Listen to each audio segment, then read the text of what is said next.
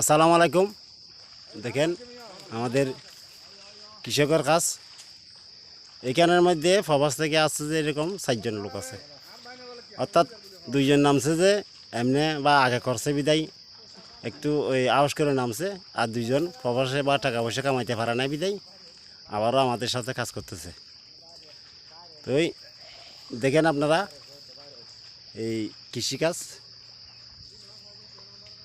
বাংলাদেশ কৃষি উন্নয়ন প্রধান দেশ,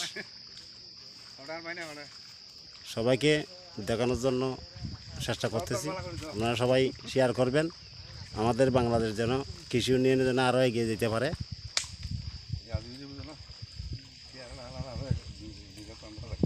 এখানে কিন্তু পানিগুলো কিন্তু বিষাক্ত, তারপর এখানে আবার যোগ আছে এর পরেও কিন্তু ধানগুলো কিন্তু লাগাইতে হচ্ছে অনেক কষ্টের বিনিময়। আপনারা দোয়া করবেন কৃষি বাইরে যেন আরও উন্নয়ন করতে পারে।